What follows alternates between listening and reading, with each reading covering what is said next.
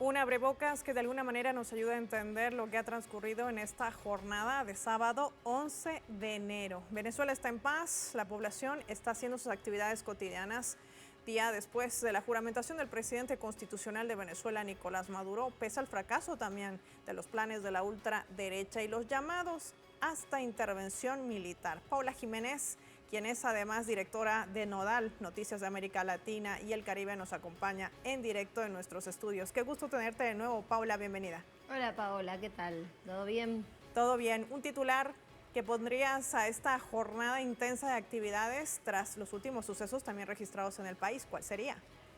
¿Podría ser Venezuela es futuro? Venezuela es futuro. Es que así justamente iniciamos este programa para poder hablar un poquito de ese futuro que marca esta nación suramericana, en medio también del asedio que mantiene Estados Unidos y la Unión Europea. Nuestra corresponsal Madeleine García está con nosotros en directo para sumar la actualidad informativa. Hola Madeleine, qué gusto saludarte. Te escuchamos.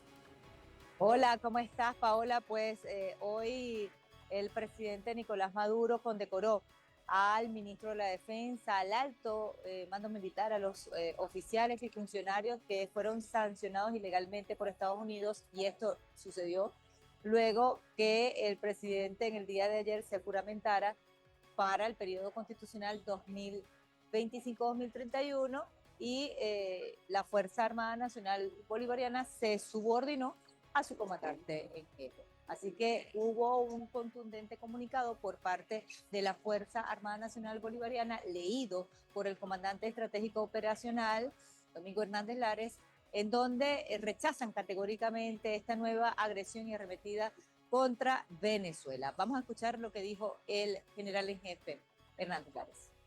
La Fuerza Armada Nacional Bolivariana expresa su más enérgico y categórico rechazo a las nuevas sanciones impuestas por la infausta cofradía imperial, hoy representada por la Oficina de Control de Activos Extranjeros, OFAC, del Departamento del Tesoro de los Estados Unidos de Norteamérica, junto a la Unión Europea y el Reino Unido, arremetiendo en esta ocasión contra funcionarios del Estado venezolano.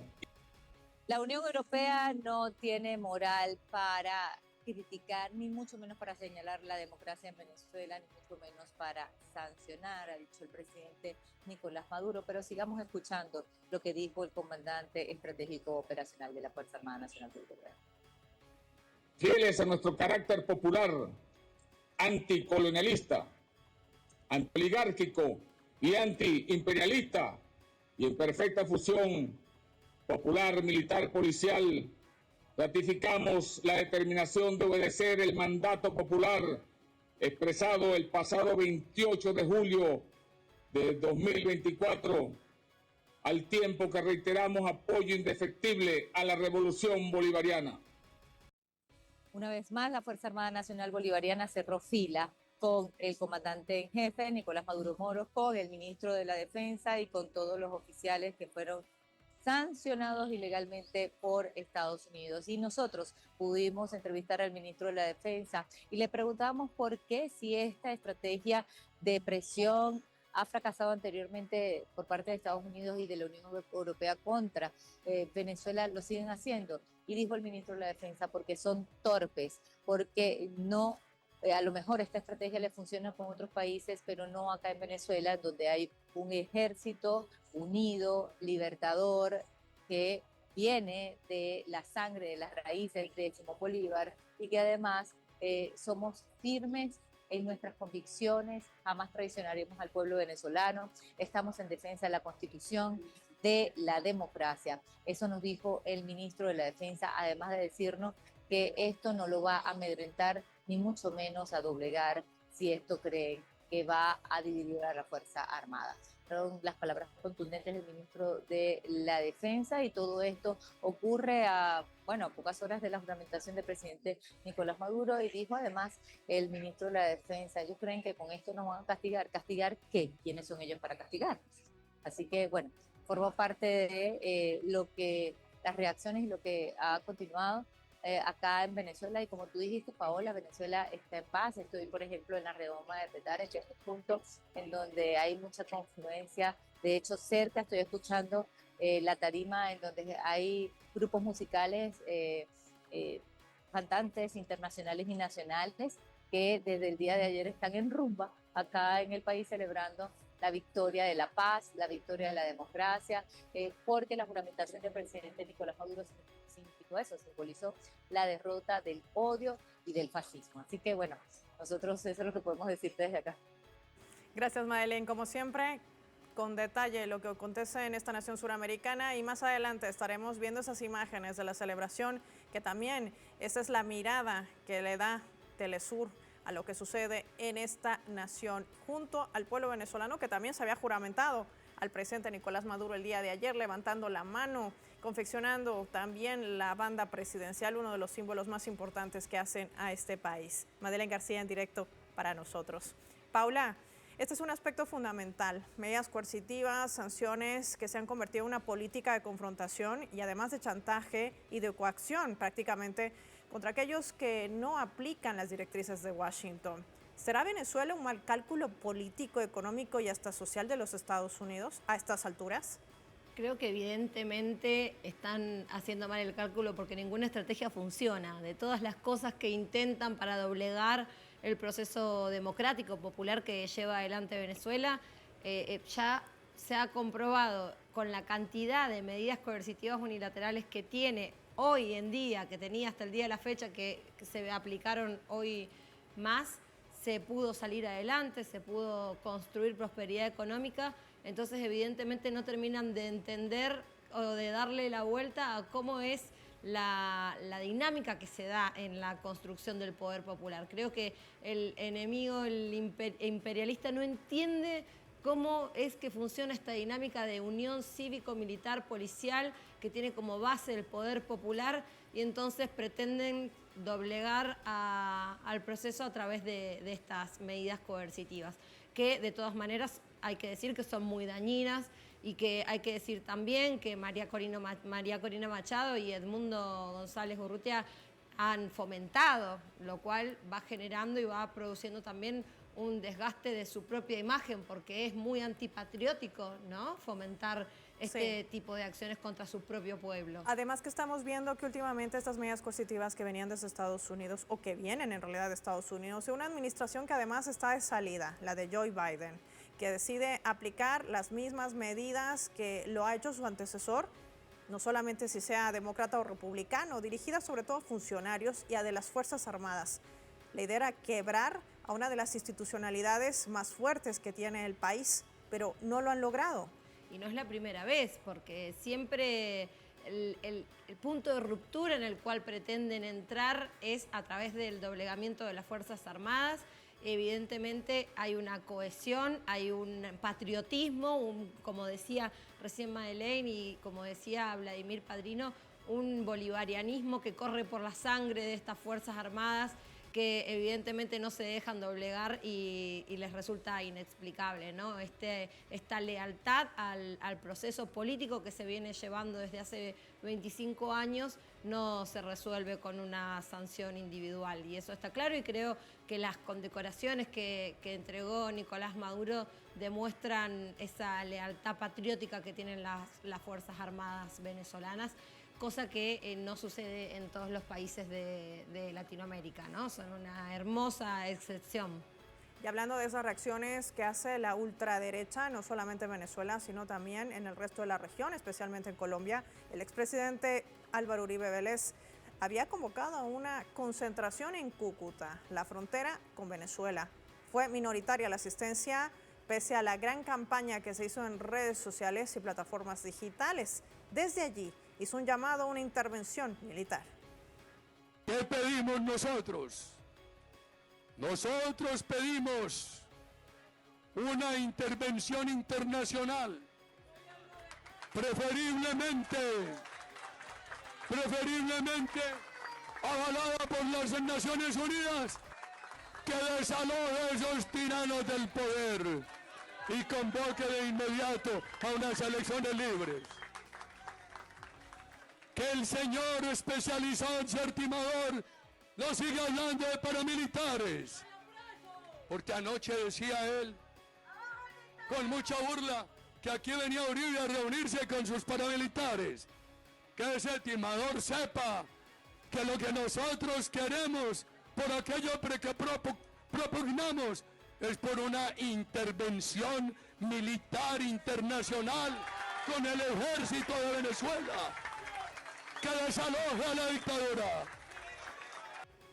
Ahora, este fue un encuentro que no reunió ni a 100 personas, Paula, y que marcó también la misma postura que ha sostenido Álvaro Uribe Vélez con todo ese prontuario, llamémoslo así, que tiene por delante, investigado también, que mantiene aún el tema de estos procesos en la administración judicial en su país y que es ampliamente reconocido por toda esta estrategia que ha marcado en nuestra región.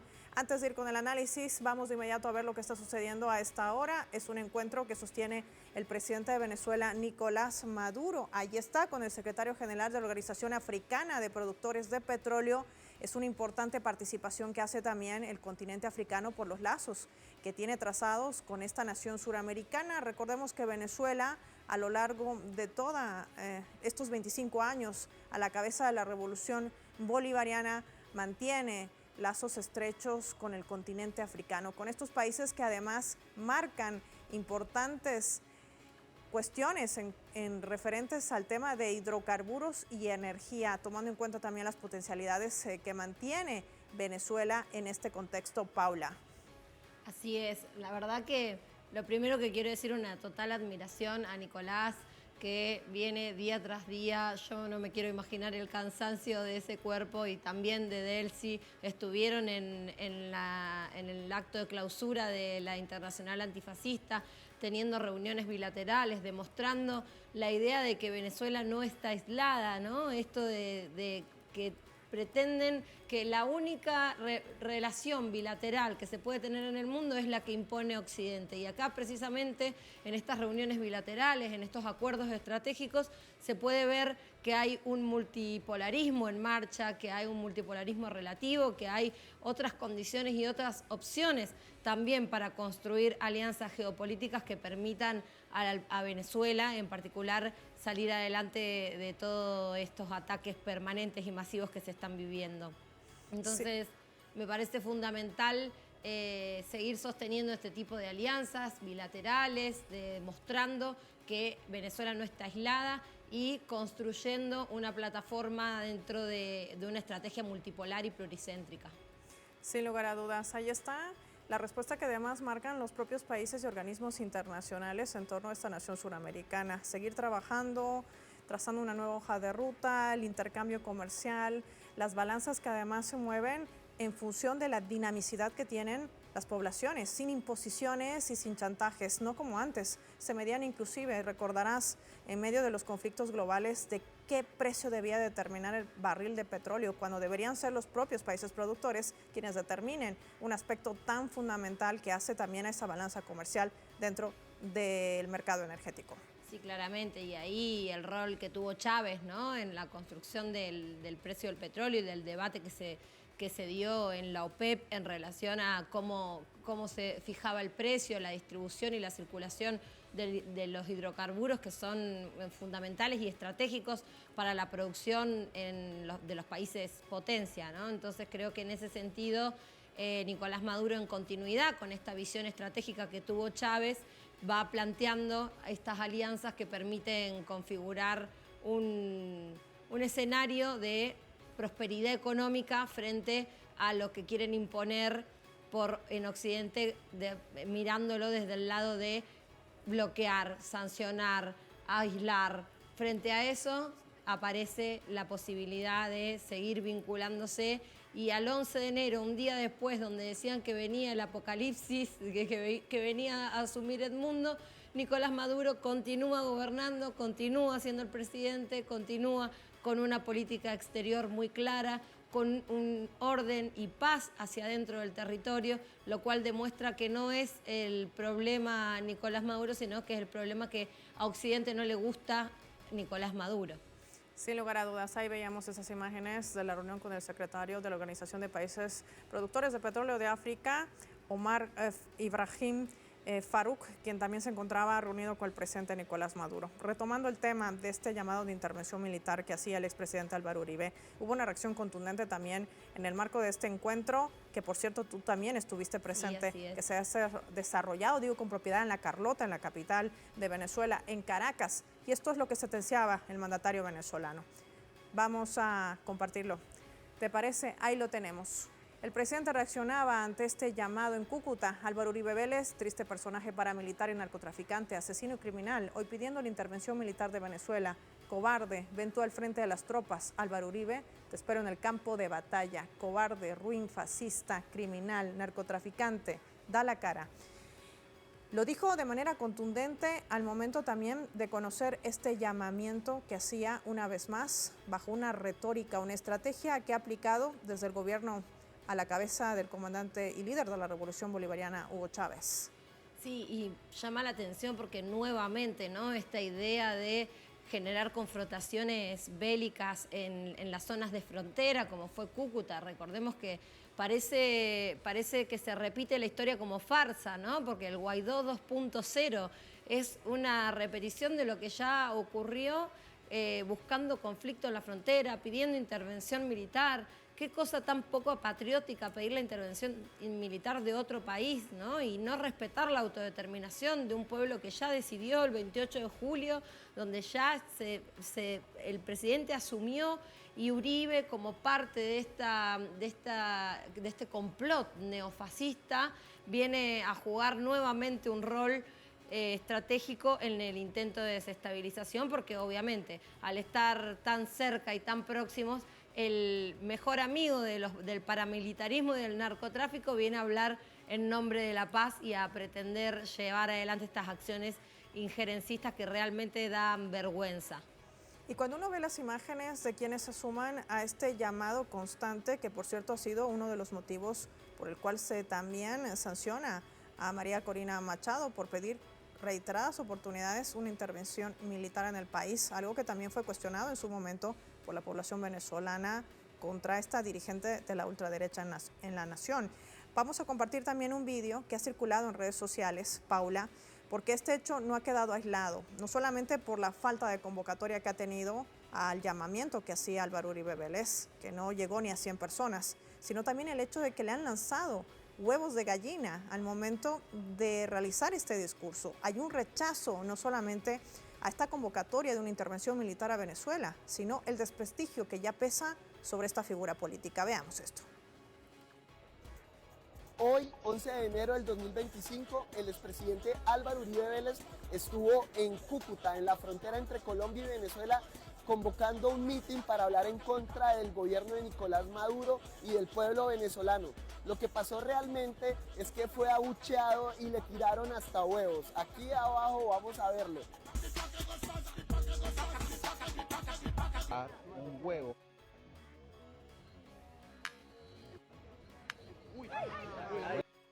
Se le acabaron. Bueno, acabaron de arrojar un huevo.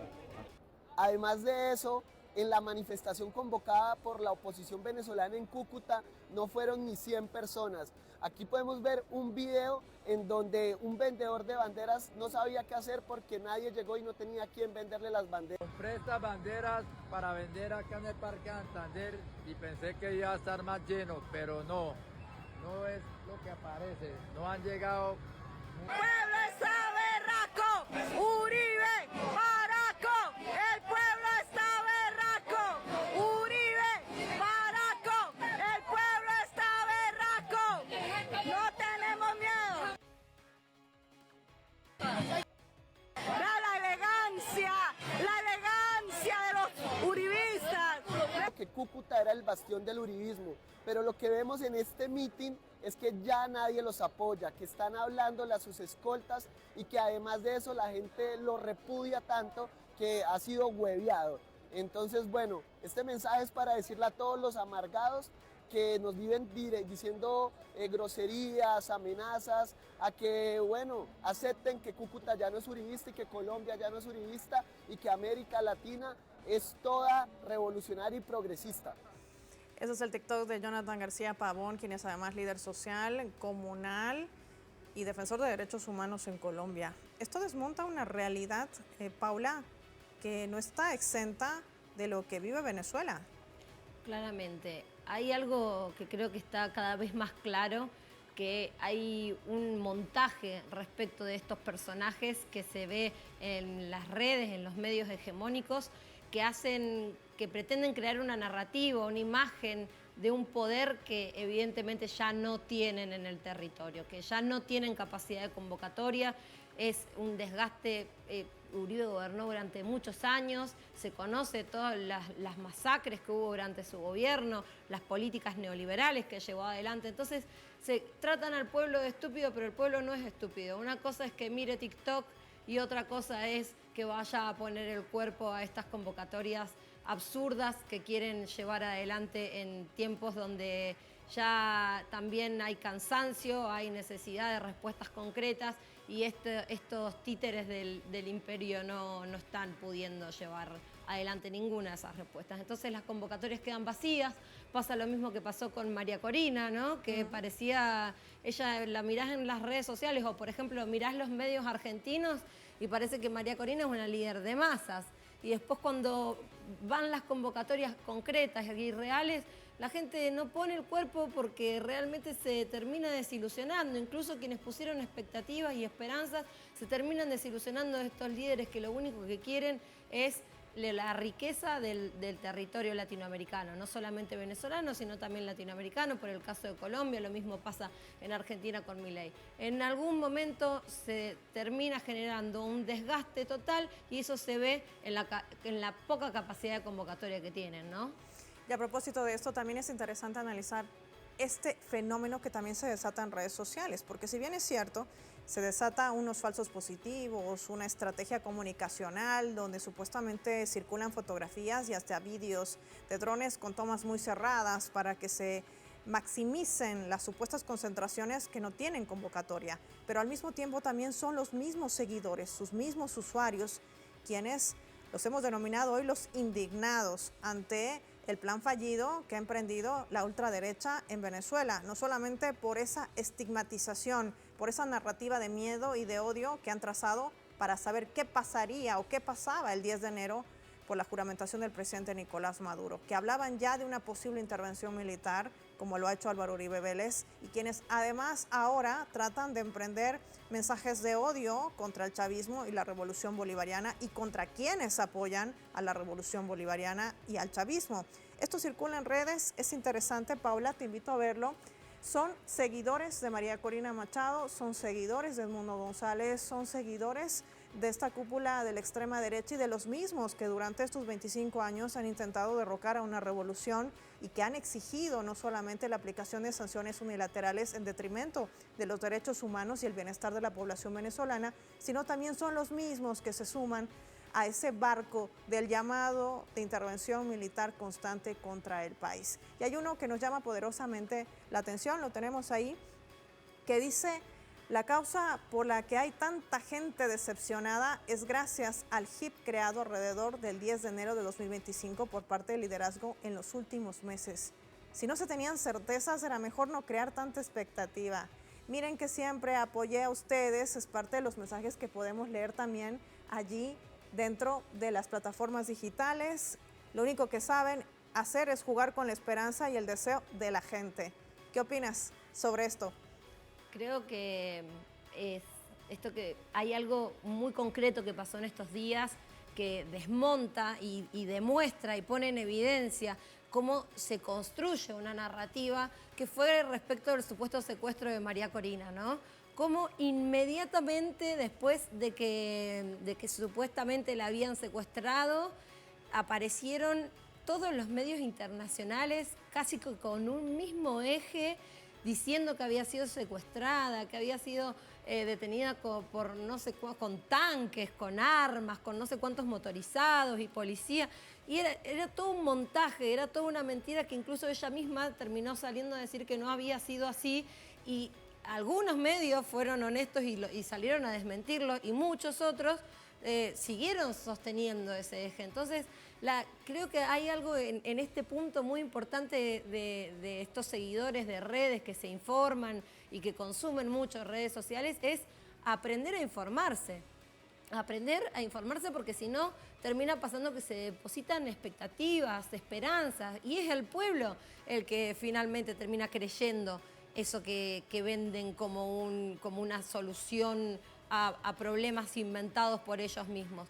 Entonces, poder hacer el trabajo de corroborar, de confrontar, de ir a mirar realmente qué es lo que está pasando, porque todo el tiempo están montando mentiras alrededor de acciones de la oposición o ataques directos al gobierno que no tienen nada que ver con la realidad. Entonces, el siglo XXI nos obliga a, como ciudadanos, tomarnos el trabajo de corroborar la información, de aprender a informarnos, de contrastar y de que a la hora de formar una opinión hacer ese trabajo previo, ¿no? de búsqueda, de contrastación de fuentes válidas, de fuentes directas, porque se genera mucho malestar y la gente termina desilusionada, lamentablemente. Termina pasando esto que se ve acá, gente que puso expectativas, que quizá, bueno, quería un cambio, que hubo un 40% de los venezolanos que querían un cambio y que optaron por eso,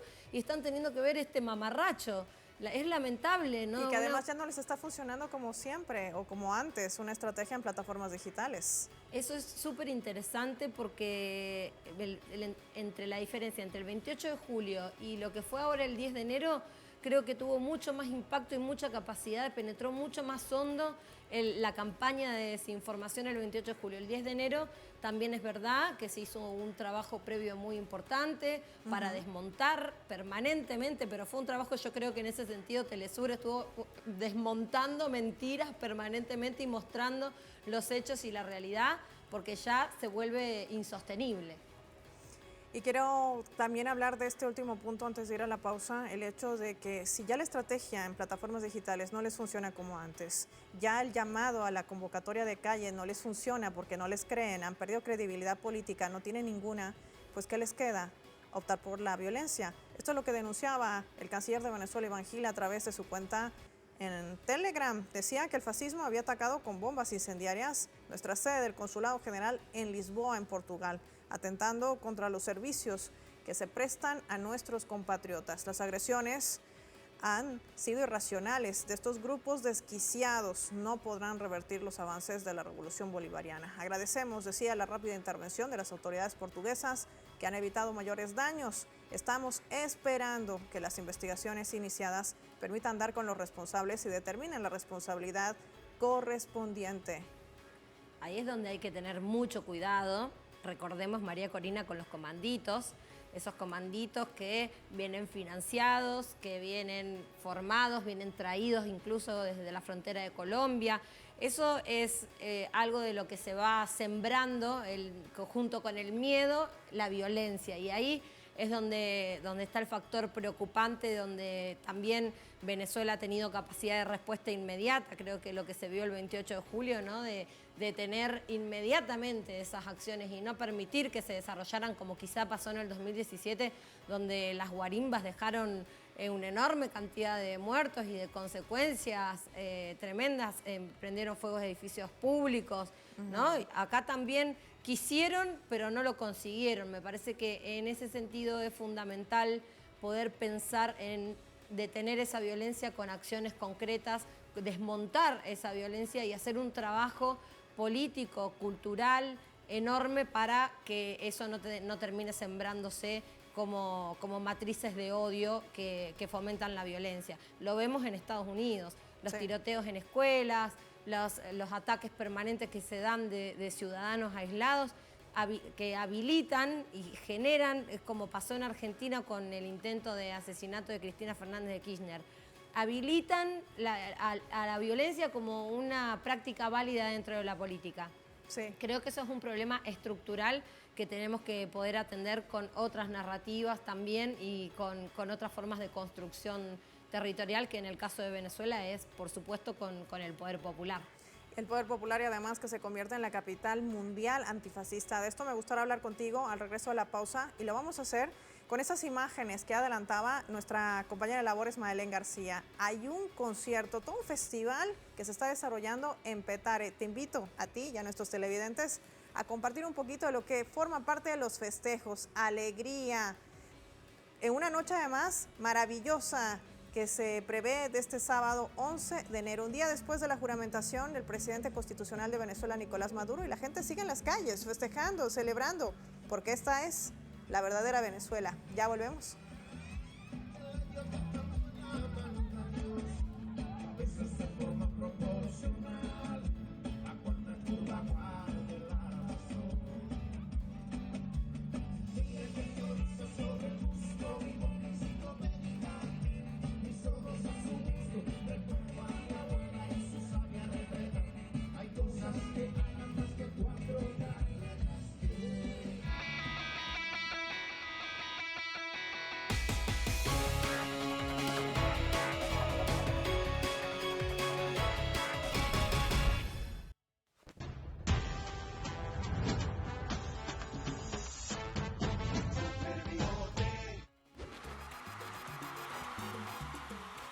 Asumir nuevamente la presidencia de nuestra amada Venezuela me llena de orgullo y responsabilidad.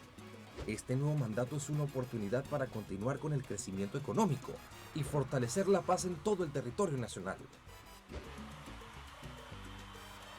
Las mujeres estamos restiadas con Maduro. Los jóvenes tenemos un futuro próspero gracias a Nicolás. A pesar de ataques y sanciones que han sido propiciadas por la gente de los apellidos y extremistas cuya única meta es sabotear el país. Con Maduro vamos espalante hasta el 2031. Maduro ha reivindicado la cultura y nuestras tradiciones. Por eso lo apoyo restiada. Recordemos siempre que juntos seguiremos construyendo un futuro lleno de oportunidades para todos y todas. El futuro de la humanidad depende de la independencia científica y tecnológica para el desarrollo de los pueblos. Por eso apoyo a nuestro presidente. Yo estoy con Maduro, que valora a los abuelitos de Venezuela. Y nosotros los agricultores estamos con Maduro por lograr la soberanía alimentaria. Por eso esperamos que Dios me le dé vida y salud. Agradezco profundamente el apoyo y la confianza del pueblo venezolano. El futuro de nuestra nación está en nuestras manos y escribimos un nuevo capítulo donde lucharé por todos y todas.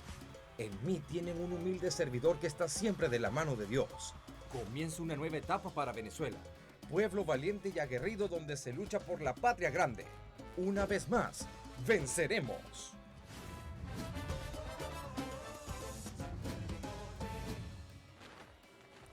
Creo que resume bien, Paula, lo que se ha vivido justamente este viernes 10 de enero en la juramentación, donde el pueblo también ha acompañado al presidente Nicolás Maduro, garantizando ese desarrollo, ese futuro de la mano, por supuesto, de la tecnología, de la innovación y todo esto que comprende también el intercambio de relacionamiento bilateral y multilateral también con los países del mundo, con la presencia de los países BRICS que han venido a darle su respaldo al presidente, la presencia no menor, por supuesto, de Rusia, de China, de Turquía, y de otras naciones latinoamericanas y sobre todo del Caribe, que de alguna manera te dan una lectura geopolítica de la importancia que reviste geoestratégicamente hablando de esta nación suramericana. Sí, totalmente.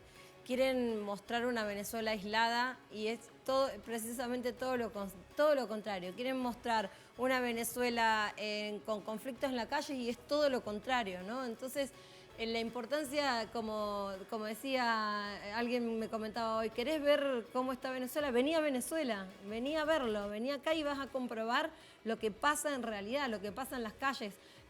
Y quienes pudimos ver el cambio entre lo que fue la crisis tremenda de 2017 y la prosperidad económica que se está viviendo hoy, con todas las dificultades de un país que tiene una matriz dependiente, un país que pertenece a Latinoamérica. Latinoamérica sabemos que nos han usado durante mucho tiempo como el lugar de extracción de mano de obra barata y de recursos naturales. Sí. Obviamente esa matriz es muy difícil de revertir. Industrializar un país no es sencillo.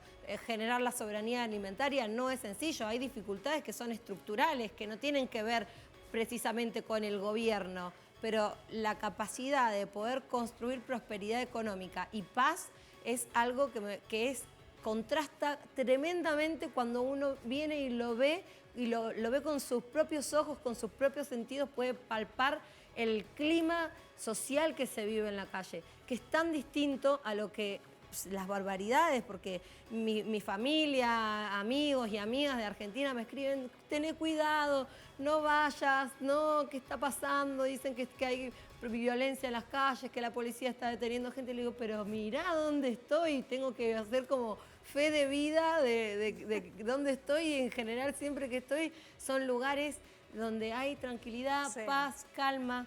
La gente está relajada, la gente quiere paz acá. Se nota que la gente quiere paz. Un relato que los medios hegemónicos se les cae por sí solos, y la gran pregunta es hasta qué punto seguirán pudiendo sostener esas falsas noticias o esos fake news. Daniel Rosas está con nosotros. Le sumamos también a propósito de la clausura que esta jornada ha marcado, este festival antifascista, un encuentro mundial que aglutinaba a más de 2.000 delegados.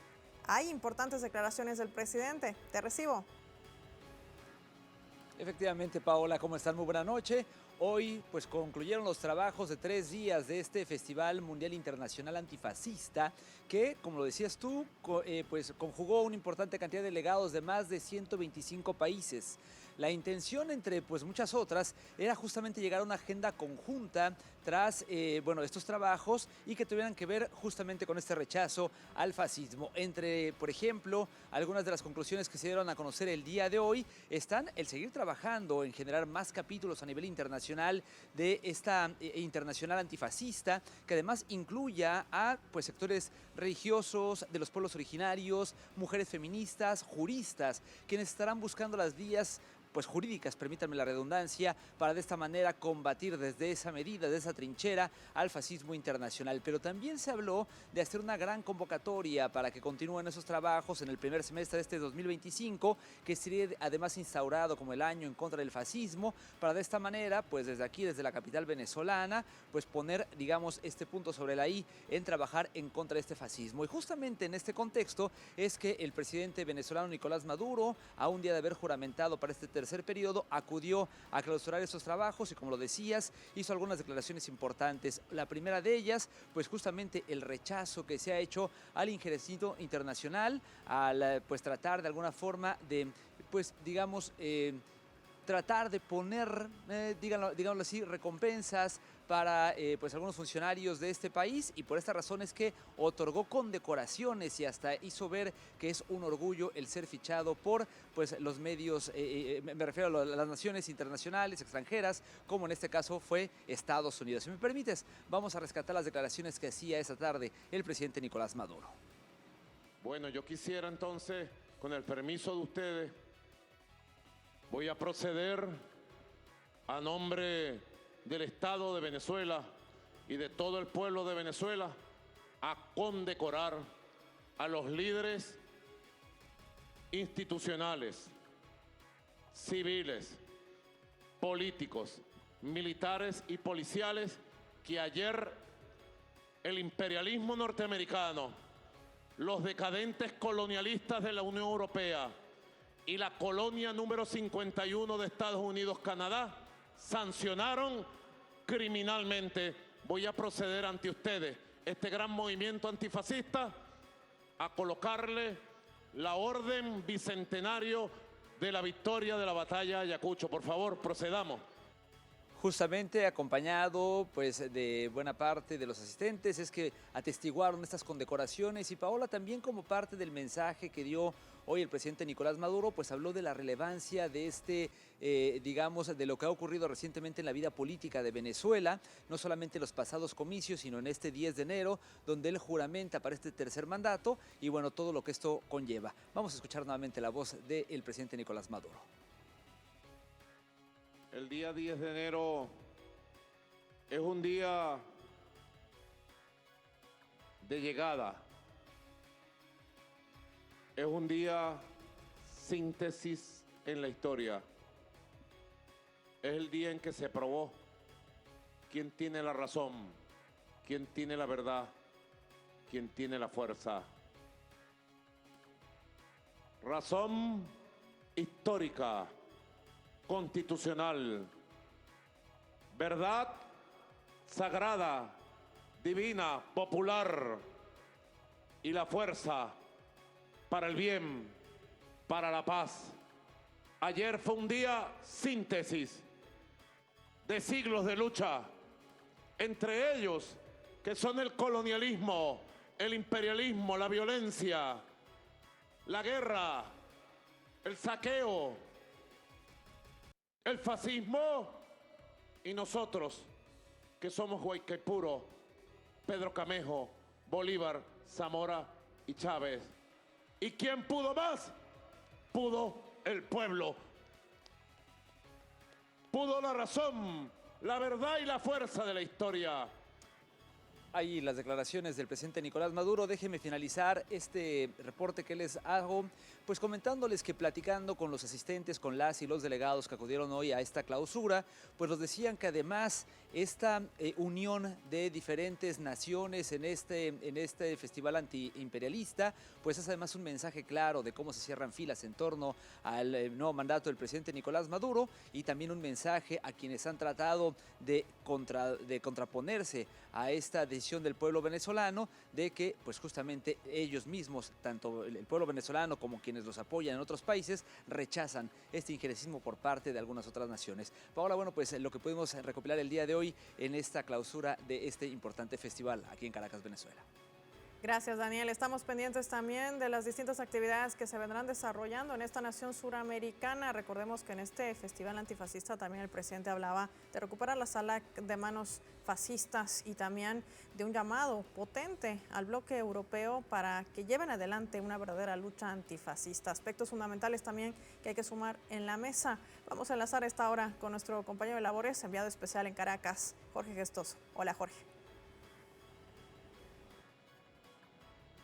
Muchas gracias, Paola. Tengo el honor de que me acompañen esta noche nada menos que Fernando Buelabad, profesor, doctor en filosofía, y nada menos que Philippe Ristic, profesor francés y además autor de este libro del cual vamos a estar hablando, Venezuela, democracia, ¿qué es?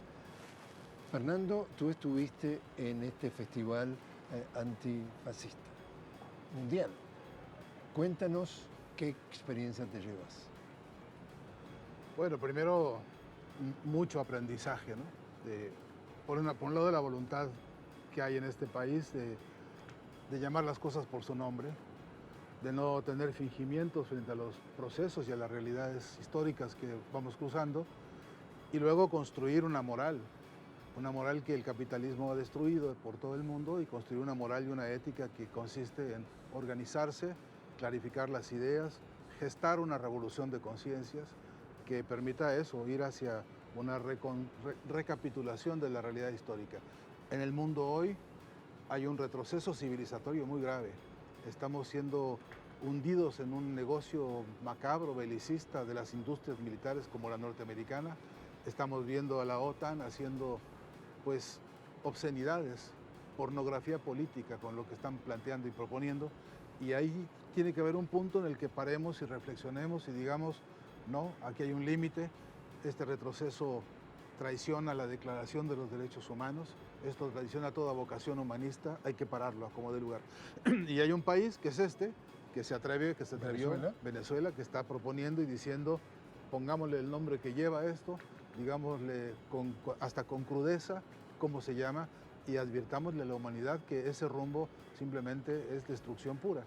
Eso aprendí yo, pues en estos días escuché a un líder que ha sido esculpido por dos grandes maestros, ¿no? Un maestro que esculpió la figura del presidente Maduro, que es el propio presidente comandante Chávez, que él reconoce como un mentor suyo, pero también un pueblo que ha esculpido al propio Nicolás Maduro con mandatos democráticos. Y hoy vimos también eso, una reflexión potente, una reflexión profunda de mandato democrático evidente y contundente, que también orienta para eso, para decir las cosas por su nombre, acomodar la realidad geopolítica como debe acomodarse y gestar, repito, esta revolución de conciencias que tiene un carácter fuertemente humanista. Hoy vimos eso, hoy aprendimos del propio presidente Maduro cosas que de su capacidad de lectura histórica, y luego otro factor que es crucial, de su propio aprendizaje en público, porque es un hombre que también se forma a la vista de todo el mundo, a mi entender.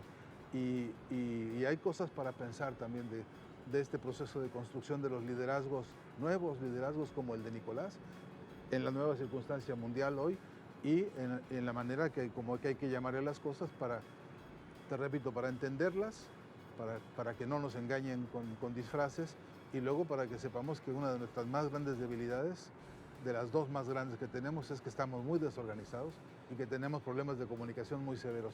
Hoy el presidente habló de eso y nos ilustró con toda claridad. Así que fue un festival antifascista que es una gran escuela por todos sentidos, ¿no? ¿Y qué rescatas de ese mensaje de clausura, ese discurso de clausura de Maduro que hizo un repaso? Una elaboración muy profunda de él, de sus ideas, de sus reflexiones, de sus conclusiones. Yo sé que es un hombre que se entrega minuto a minuto de trabajo, que es un hombre que cuando cierra la puerta se sienta en su escritorio, no cesa de trabajar y de estudiar. Tengo la certeza de que hay un esfuerzo personal, de compromiso y de entrega de su vida a este proceso revolucionario bolivariano, chavista, y que es un hombre que está forjando ahí permanentemente una moral, ¿no? Que es un hombre que está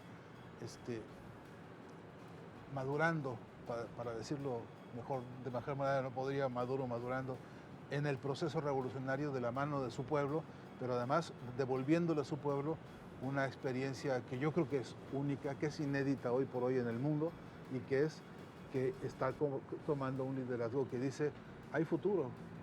Mientras parece que se acabó la historia, acá hay un líder y hay un pueblo que está diciendo, hay futuro. Y yo creo que no está mala la idea de también pensar a Nicolás Maduro como un ser humano que está construyéndose y que trabaja deslomadamente. Una metáfora que me gusta es que lo veo como un hombre que juega con 35 tableros de ajedrez en simultáneo y todas las piezas las pone correctas. Y eso es una metáfora, y si quieres hasta con humor, pero en un punto es como la realidad misma, porque tiene una lectura geopolítica muy importante, se conoce las latitudes de Asia, de Oceanía, de África, de toda América Latina, y eso es un privilegio conocer a un líder así.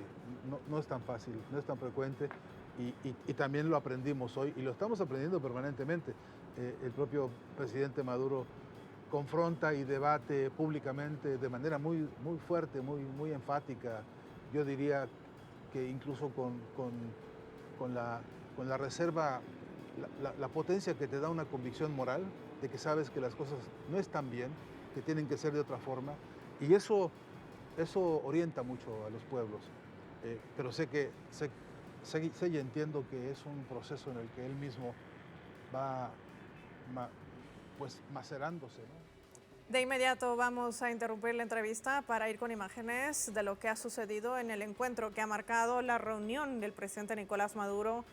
Es un encuentro bilateral con la delegación de la República de Turquía. Recordemos que el país tiene suscritos distintos proyectos, entre ellos gas, oro, cobre y el sector petroquímico, fundamental aliado también de la revolución bolivariana, a la cabeza del presidente Recep Tayyip Erdogan, donde ha marcado también un punto de inflexión dentro de la diplomacia venezolana, reconociendo además a esta nación suramericana como uno de los aliados indispensables, no solamente en materia comercial, sino también para el intercambio cultural. Se ha convertido Venezuela en uno de los destinos también importantes de Turquía, así como para Venezuela otro destino importante dentro del comercio y viaje internacional también que une los pueblos hermanos tanto de Turquía como de Venezuela. Este encuentro que marca, por supuesto, la presencia también de la vicepresidenta ejecutiva del país, Delcy Rodríguez, el canciller de Venezuela, Iván Gil, que marca, por supuesto, el desarrollo de ambas naciones. Ya lo destacaba el encuentro que se había desarrollado no hace mucho en el marco también de reuniones mixtas entre ambos países, donde se trazan los lineamientos y también la agenda de trabajo que garantiza, por supuesto, las relaciones comerciales entre ambas naciones y los momentos claves en torno a la comercialización de los distintos rubros que hacen a estos países en las distintas potencialidades. Turquía y Venezuela, que recordemos que en los últimos años afianzan también estos acuerdos para garantizar el desarrollo de sus propias poblaciones. Un importante encuentro que sigue desarrollando el presidente y que forma parte también de un día posterior a la juramentación, donde sigue desarrollando, por supuesto, esta agenda de trabajo. Paula. Impresionante realmente, insisto en esta idea de la capacidad de sostener una reunión tras otra, no paró en ningún momento y también es una demostración de poder, de una demostración de capacidad de articulación política, aprovechando la visita de todas estas delegaciones internacionales que estuvieron presentes, construyendo una agenda, o ya tiene agenda para el futuro, ya está planteando objetivos, todo lo que hablábamos de lo que se habló en el festival me parece fundamental en relación a la lucha contra el fascismo, ¿no? No es solamente construir una agenda de gobierno, sino también poder identificar contra quién está atacando, ¿no? Poder caracterizar y poder decir quiénes son los que están atacando, quién es el fascismo, cómo se caracteriza. Y hay algo interesante que se leyó en el comunicado de hoy, que lo aprobamos en asamblea con mayoría absoluta, que fue la creación de un tanque de pensamiento, el Foro de Caracas, que lo que trae es la posibilidad de explicar, debatir, sacarle la máscara al fascismo y acompañarlo con acciones concretas. Me parece que eso también es muy, muy importante y tiene una visión estratégica de acá al futuro. De estas líneas también está conversando junto a sus invitados Jorge Gestoso. A esta hora retomamos el contacto contigo.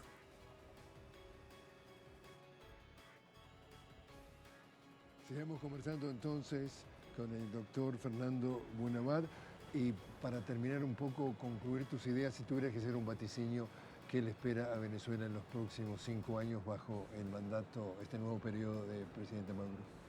Pues creo que le espera una etapa de cosas buenas. Creo que Venezuela tiene hoy por hoy una capacidad de recuperación económica ejemplar para el continente, más alto que otros países. El más alto. El más alto. Tiene un potencial de autosatisfacción alimentaria que es un ejemplar para todos los países. Tiene un nivel de debate y de construcción académica, científica de muy alto nivel. Tiene líderes de muy alto nivel. Creo que le esperan cosas buenas. Y eso debería ser un buen mensaje para todos los públicos en toda América Latina y en el mundo, diciendo que no se crean las mentiras que se dicen de Venezuela, que este país está en pie, que está la gente contenta, que aquí se respira paz y que es una buena tarea, antes de pensar en Venezuela, de hablar de Venezuela, informarse un poquito, ¿no? Y Philippe, tú vienes de Francia, llegas como observador, digamos así, como veedor de las elecciones presidenciales del 28 de julio, pasas casi un mes antes, casi un mes después, sos testigo de primer plano, en primera persona, de todo lo que vivió el país de ese proceso, decides además editar este libro, leer este libro, Venezuela, la democracia que es, y dice como subtítulo, Crónica de la elección presidencial del 2024, que te llevó a escribir este libro y a observar qué es tu conclusión de lo que viviste en ese periodo de observación. Bueno, primero, muchas gracias por la invitación, es un honor estar aquí con ustedes. Mira, básicamente este libro nace de una cosa que se llama la diferencia entre lo que uno ve con sus ojos y lo que uno lee en su teléfono. Llegamos a Venezuela, como tú dijiste, un mes antes, seguimos las campañas electorales, estuvimos durante la elección, después de la elección, y lo que vimos, lo que observamos, lo que comprobamos, no tenía nada que ver con lo que se decía en la prensa internacional, sobre todo en las agencias de prensa del llamado Occidente. Yo vengo de Francia. En Francia usted podía leer en la prensa todos los días el dictador, la dictadura, la tiranía absoluta. Estas son palabras que se usan de manera común y no hay casi ninguna voz que diga algo un poco diferente, un relato diferente sobre lo que pasó. Entonces estuvimos aquí con la invitación del CNE como veedores internacionales. El Consejo Nacional Electoral. El Consejo Nacional Electoral. Bueno, varios temas surgieron para poner en duda la legitimidad de los resultados electorales que se dieron el día 28 de julio en la noche. Por ejemplo, lo que sostiene todo esto es el tema de las actas, por ejemplo. Se ha hablado de las actas en todo el mundo, como una pasión mundial por un tema, por una palabra más que un tema, una palabra que son las actas. ¿Qué son estas actas? Estas actas son las que comprueban, las que salen de la máquina de votación y que anuncian el resultado de la mesa del centro de votación correspondiente. Lo que se llama en Francia, por ejemplo, los procès-verbaux, también, que se hace con papel porque no hay máquina. Ni en Francia, ni en Estados Unidos, ni en la mayoría de los países llamados democráticos se publican las actas, ni se reclaman a nivel internacional las actas. Esto no se hace. Lo que se hace, se dan los resultados electorales, pero si usted quiere las actas, por ejemplo, de las elecciones en Francia, tiene que pedirle al Ministerio del Interior. El Ministerio del Interior, ¿quién organiza las elecciones en Venezuela? No es el Poder Ejecutivo, es un órgano electoral independiente, autónomo constitucionalmente, lo que no existe ni en Francia ni en España, y es lo que se acusa a Venezuela de no tener un órgano electoral independiente. O sea, tú estás viendo eso estando en el país, pero te estás preguntando, pero ¿cuál es el relato mediático que se está montando a nivel internacional? ¿Sobre qué base? Entonces, en la mayoría, en muchos países democráticos o llamados democráticos, el mismo Poder Ejecutivo organiza las elecciones. Bueno, el tema de las actas. Las actas se pidieron. Un solo actor no las pidió, la propia oposición venezolana. O sea, hay una ley, aunque muchos no lo creen, hay leyes en Venezuela, hay una constitución y en estas leyes se pueden reclamar las actas en el CNE o en el Tribunal Supremo de Justicia, que es la máxima instancia judicial del país. ¿Quién reclamó las actas? El mismo presidente Maduro, que se acusa de dictador, va al Tribunal Supremo de Justicia unos días después de la elección y dice, bueno, si hay dudas, vámonos al tribunal y vamos a comparar las actas para ver quién tiene las verdaderas, quién tiene las falsas. Y quién no viene, el candidato que llegó segundo y que perdió la elección. Entonces, ¿dónde están sus actas? La llevaron a Panamá en cajitas así, lo que nos da risa porque son más de 30.000 centros de votación en todo el país y las actas electorales de Venezuela no quedan en una maleta sola. Pero bueno, esto es una de las mentiras que se difundieron, sostenidas por otras mentiras más pequeñas, pero que se difundieron antes del día de la elección, supuestos incidentes en mesas de votación en todo el país. Se supone que se impiden a los testigos entrar a los centros de votación. Habían una decena de videos en las redes sociales que supuestamente comprobaron esto. Habían observadores electorales internacionales rechazados. Así, la Unión Europea fue rechazada. La oposición pidió tres cosas en los acuerdos de Barbados en octubre de 2023. Tres cosas. una misión del Centro Carter, una misión del panel de expertos de la ONU y la tercera, que se me olvida, La Unión Europea. La Unión Europea, perdón. La Unión Europea llega, renueva las sanciones en abril y después se pone sorprendida de que la excluyen del país. Pero ¿quiénes son los observadores que vienen a decir que vamos a comprobar si una elección es democrática, pero vamos a sancionarlo al mismo tiempo y vamos? No, eso no se hace. Entonces, primero, la Unión Europea descartada con razones. Segundo, el Centro Carter. Nadie se preguntó, el Centro Carter fue muy respetado en su tiempo, pero nadie se preguntó quién está al mando del Centro Carter. Cambio de mando del Centro Carter. El presidente Jimmy Carter falleció hace poco. La dirección cambió en el 2021, la última vez, si no me equivoco. Está Paige Alexander, se llama la directora. Usted va al mismo sitio web del Centro Carter, hay un CV, un currículum vitae, ahí está toda su vida presentada por el mismo Centro Carter. Dice que trabaja por la USAID en Georgia, en Ucrania, que trabaja, que es, ¿cómo se dice?, asesora para la Open Society Foundation de George Soros, que es conocido, un multimillonario norteamericano, conocido por su papel en las estrategias de cambio de régimen.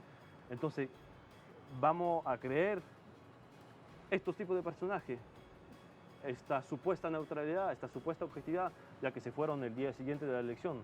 ¿Cómo puede comprobar uno que una elección fue democrática si se fueron el día Y siguiente? tú lo comprobaste. Entonces, mi pregunta final, tu libro relata todo esto. ¿Y tu libro dónde se puede conseguir? Tu libro entonces es Venezuela, la democracia que es, crónica de la elección presidencial del 2024, ¿se lo quieren acceder? Mira, lo editamos aquí, una primera edición en Venezuela para que se difunda lo más ampliamente posible. Bueno, lamentablemente por ahora estamos imprimiendo poco, hay 500 ejemplares que se difundieron. Lo edita el Centro de Cooperación Coesia, que fue invitado a la misión de observación el 28 de julio pasado.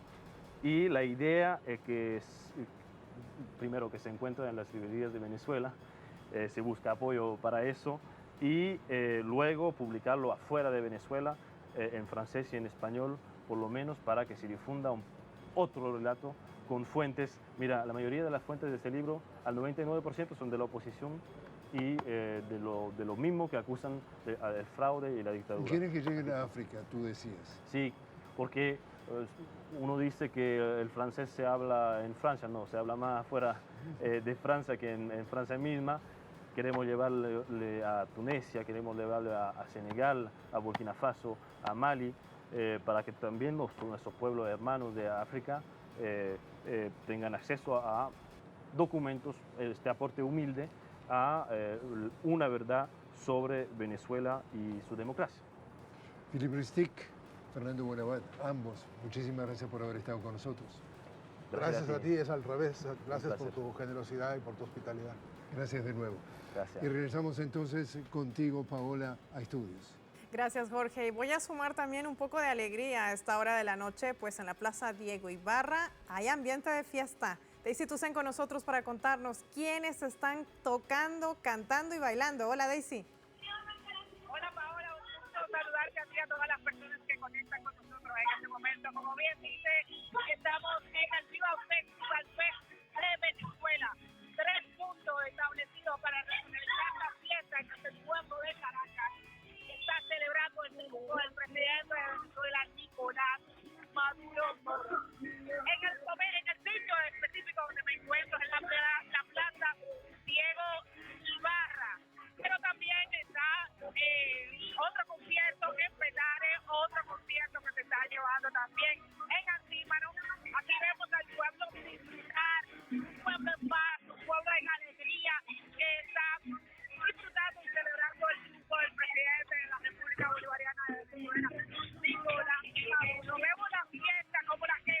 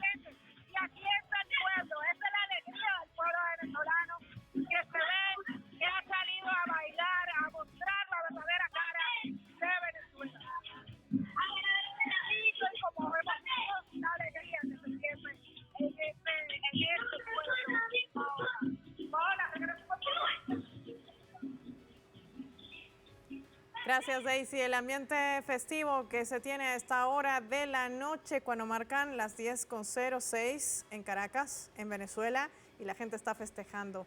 Ya para despedir este programa especial, agradecer a usted que ha sido quien nos ha acompañado a lo largo de estos días para conocer la Venezuela profunda y para desenmascarar esa estrategia que traza la ultraderecha a través de plataformas digitales. Nos vamos con una reflexión profunda también en torno a este panorama y no puedo dejar de preguntar a nuestra invitada, Paula Jiménez, ¿qué experiencia te llevas de Venezuela? Bueno, me llevo la experiencia clarísima de que, por lo menos para Latinoamérica, hay dos proyectos que están muy claramente definidos. Uno es el de este nuevo fascismo que lo que viene a promover es la deshumanización absoluta, que viene con políticas de extractivismo, que viene a explotar al ser humano, a traer muerte, como pasa en el caso de Palestina. Y por otro lado hay otra posibilidad que sí es viable, que sí existe, es carne viva, que es lo que está pasando aquí en Venezuela. Hoy Maduro hablaba de democracia directa.